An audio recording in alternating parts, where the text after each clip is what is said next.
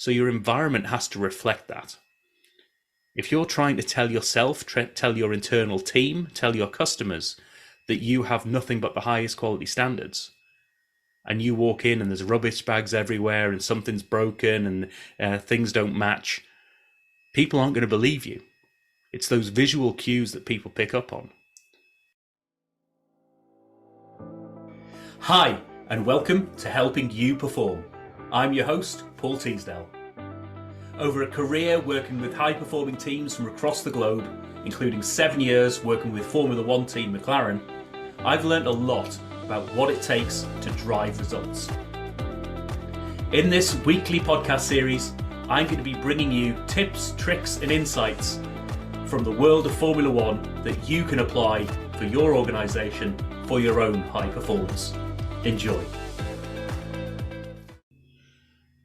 Hi everybody, and welcome to another episode of Helping You Perform, where I bring my tips, tricks, insights and stories from the world of Formula One and help you apply them to accelerate your own performance.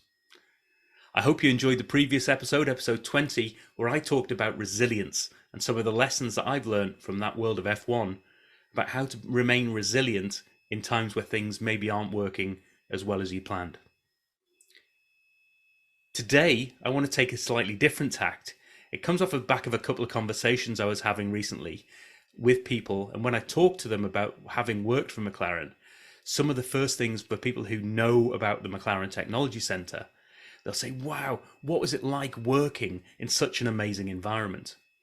And to give you a bit of a flavour, I'm going to put a link to a short video, I think it's from Sky Sports, with a behind the scenes to see what it's like in that environment of the McLaren Technology Centre, and I'll put that link in the show notes so you can go and have a look for yourself, or you can even do a tour on Google Maps as well. You can go in and have a tour of the boulevard.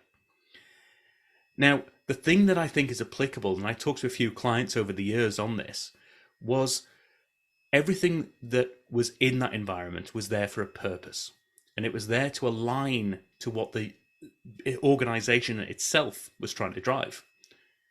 Now, McLaren is an environment and an organisation, a culture of excellence.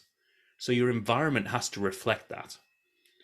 If you're trying to tell yourself, tell your internal team, tell your customers that you have nothing but the highest quality standards, and you walk in and there's rubbish bags everywhere and something's broken and things don't match, people aren't going to believe you. It's those visual cues that people pick up on. And similarly, if you ever have the chance to walk into McLaren Technology Centre, and I still remember the day when I walked in for the first time, you want people to be blown away by what you've got, or you want them to react in a way that is aligned to what you're trying to achieve. It doesn't have to be that you have to spend millions and millions on your working environment in order for that to be to the excellent standard that McLaren Technology Centre is. What you have to do is make sure that you don't have misalignment between what you're saying and what people see.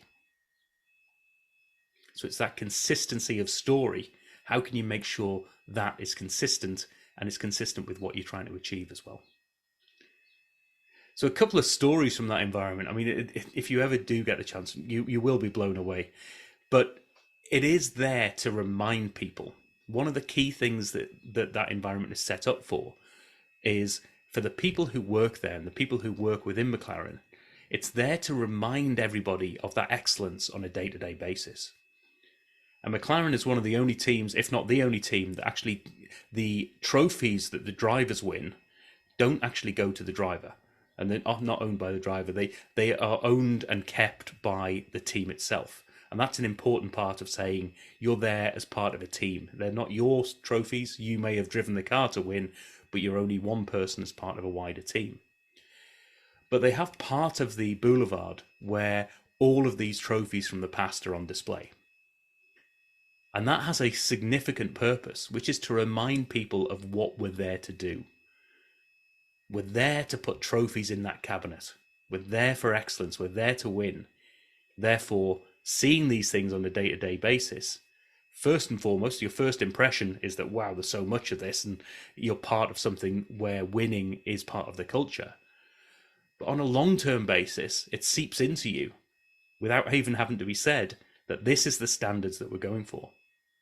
So remind yourself that you want your name, or you want to be part of the team that has the next trophy in that cabinet.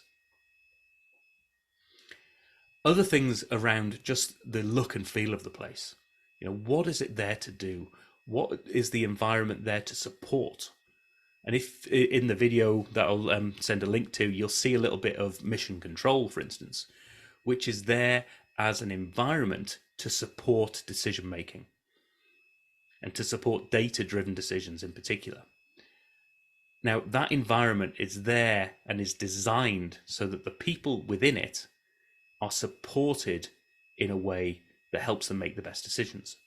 And little nuanced things like when there is a red flag on the circuit, red lights appear in the background. Nothing else is said. It's just little visual cues like that. Everybody's station is very neat. It's very individually set up, so that it's a standard setup, but you can individually tweak it to what you need to help you with the decisions you're trying to make. But it's consistent to show that you're part of a team as well. So I want you to have a think about, what are you trying to do as a team and an organization? What are you there to drive? Are you there to drive inspiration in others? Are you there to give people assurance that the quality of your product is right up there on the top of your game? Are you there to get the message across that you're there from a service perspective? And what are the little visual cues that you can put in play, either covertly or overtly, that say to people, this is an organization, this is a team, this is an environment that supports what we're trying to do? And if you're not sure what to do to get you going, firstly, you can give me a shout and I can help out in that space. But ask yourself the reverse question. What is it about my environment that goes against what I'm trying to do? If I'm trying to say to my customers, if I'm trying to say to my team that we're against waste and we want to cut down waste completely and that we are fully environmental, well, if I can't see recycling bins that are there in a neat and tidy way and are well managed and the environment is clean, then that message that I'm getting visually contradicts what you're trying to tell me. And those visual cues will have an impact on people.